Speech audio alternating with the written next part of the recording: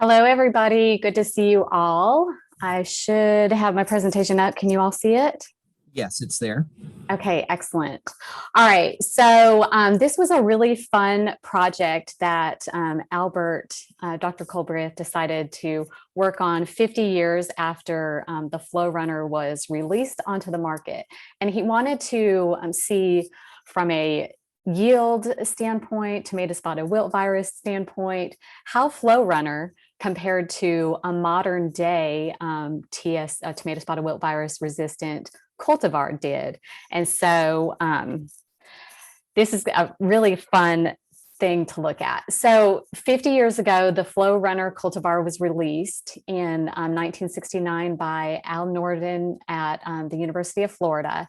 And the great thing about it was that it had good yields, good growth when plant growth regulator was used with the plant. Also, the Florunner had good flavor, was a good quality grading peanut, and had like higher oleic content, which consumers are not consumers, but shellers and processors of peanuts really liked because it created that longer shelf life that we're all aware of. And also, it was a smaller sized peanut. So basically, they could get more nuts per pound. So a lot of really great qualities about the Florunner. It obviously became really popular because of the yields and the quality, and it began to be grown. Like over 80% of acres were planted to the Florunner cultivar for almost 2 decades. It became very popular in peanut butter and basically replaced the previous blend of peanut butter, which was a Spanish and Virginia blend. But then in the 1980s, we saw the arrival of the Western flower thrips, and with that, tomato spotted wilt virus, which causes spotted wilt disease in peanuts. So that takes me to the next slide that we have here. Unfortunately, the Florunner was highly susceptible to the tomato spotted wilt virus, and as a result, we saw losses to yield and also value losses. So research was put into place, other field projects trying to figure out how can we deal with this thrips. And in the mid 90s, Dr. Bill Branch released the Georgia green variety. And that was a descendant of Florunner, but it had more tomato spotted wilt virus resistance than its predecessor. Presently, there are more advanced generations of tomato spotted wilt virus resistant cultivars on the market.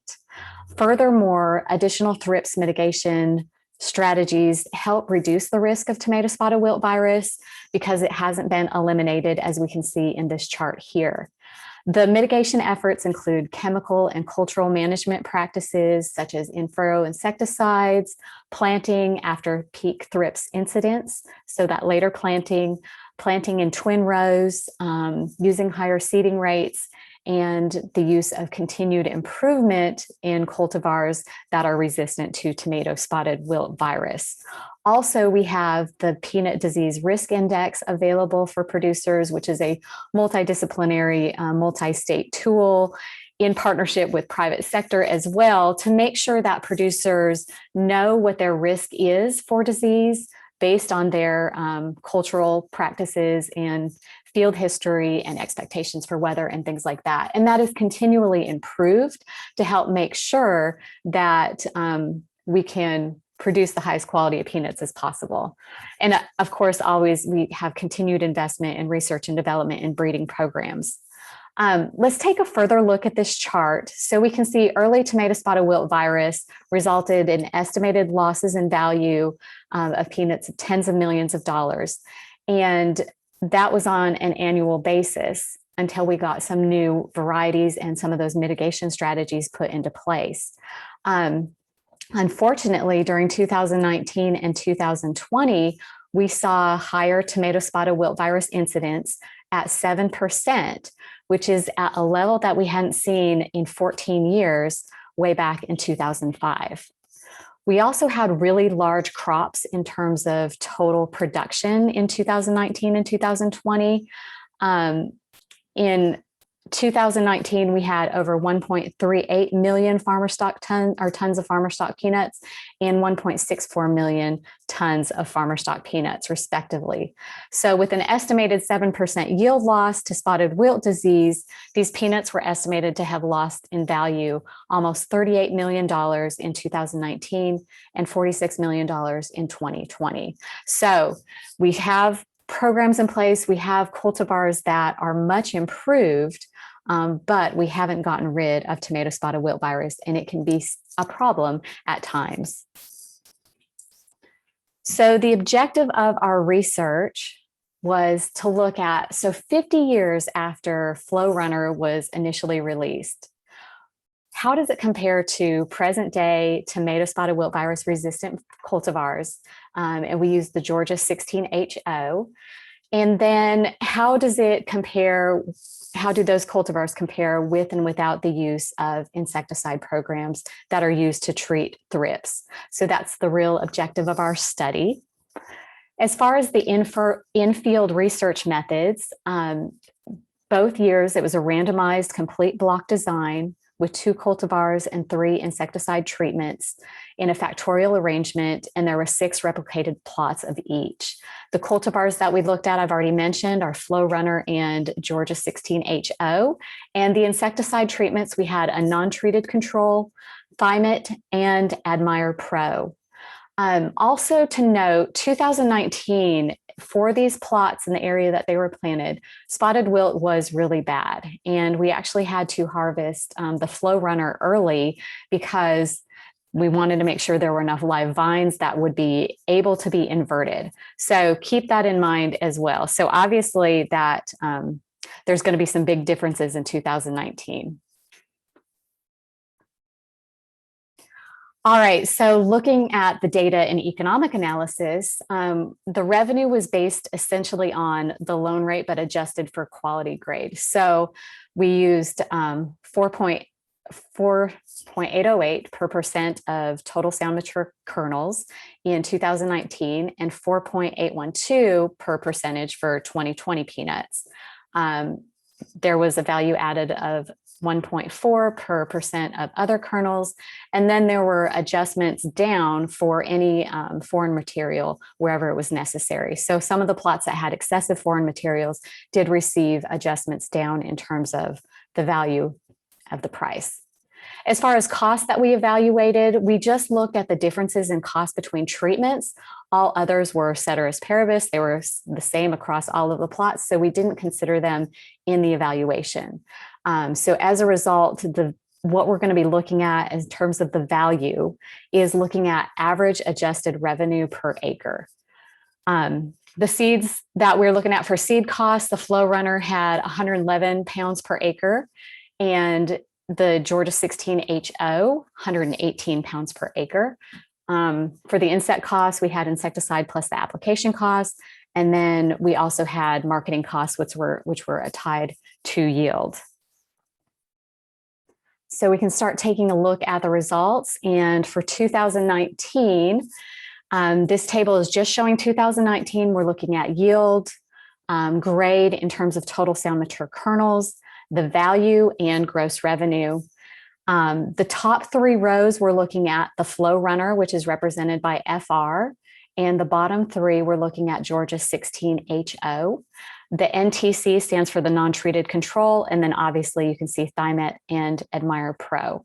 So you can definitely see that there were higher yields for the insecticide-treated plots in 2019, and there's a big difference in the yields and associated gross revenue, as well as quality and grades for Georgia-16HO in relation to Florunner. The difference is not as obvious in 2020, where we didn't have that much pressure as far as the thrips and tomato spotted wilt virus and spotted wilt disease, but there is still a significant difference in yield and quality of the peanuts. Taking a real quick look at the cost, you can see here that the insecticide treated programs were about $25 to $30 more per acre in average total cost than the non-treated controls.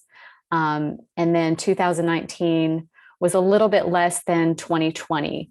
We had a little bit higher costs in 2020 from a seed standpoint, and also insecticides did go up a little bit. All right, so let's get in the results looking at the value. I want to make sure we have enough time to look at this. So this is showing the results comparing the insect control. So notice these two charts. Here we are looking at the average adjusted revenue for Florunner and Georgia-16HO over both years to see how the use of thrips control via Thimet and AdmirePro impacted the value. The first thing to note is the difference in scale on both y-axes.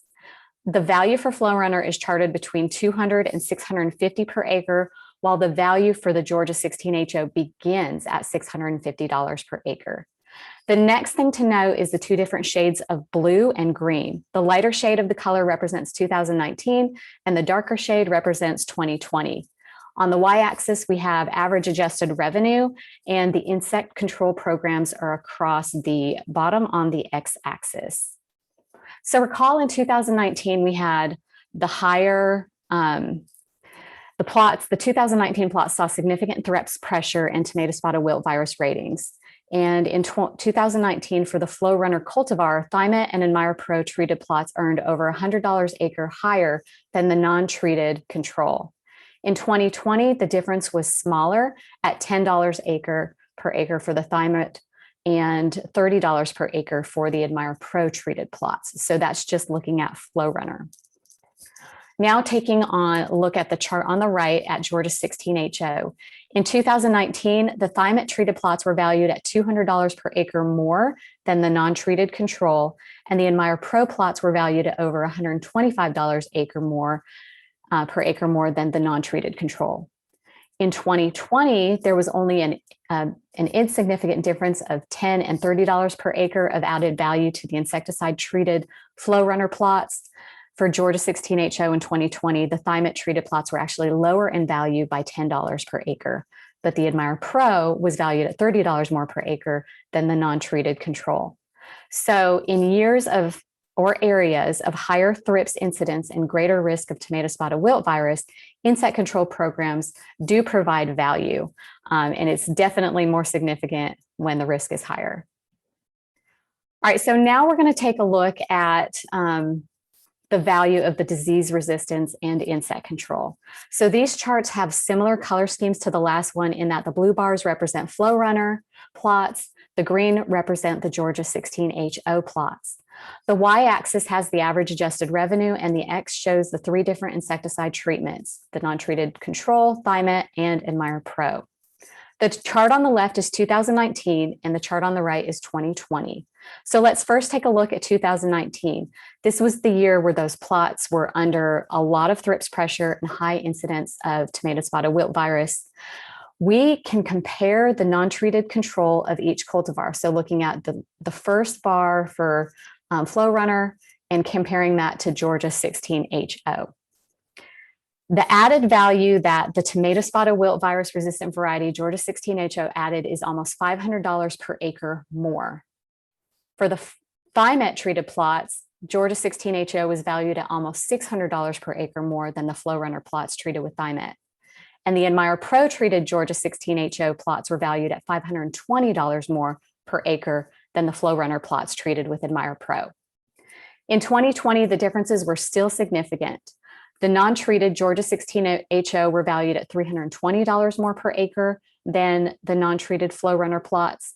The Thimet treated were valued at $300 more per acre, and the AdmirePro were valued at $320 more per acre than the Florunner plots treated with the same insecticides. So it is evident that tomato spotted wilt virus resistant cultivars are worth their weight in more than peanuts. In a year or area where thrips incidence is high, moderate, or low, disease resistant cultivars provide hundreds of dollars in increased value per acre. So to summarize and conclude, I'm running close on time, sorry about that. When peanuts are under high incidence of thrips pressure, insect control programs provided at least $100 per acre in value. The Georgia-16HO plots saw at least $300 per acre increase in value over the Florunner cultivar. and there's significant obvious value to breeding for tomato spotted wilt virus resistance in peanuts. And my final slide indicates that, the importance of an integrated pest management program that includes insect and disease mitigation strategies and disease resistant varieties helps producers be the most effective at maintaining their peanut yields and quality, which is really what we try to strive for. And so continued investment in research, development, and outreach education within the peanut industry is valuable and will help achieve the above goal. Thank you, of course, to the National Peanut Board and the Georgia Peanut Commission for their support and funding of this type of research. And I don't know if I have any questions or if I have time for those, but I will take them if there are any. Okay, thanks, Amanda. I think we're going to probably need to move on. I think there was maybe one question, and Chris, you can follow up with Amanda at some point. So we're good. Thanks a lot. Very informative presentation.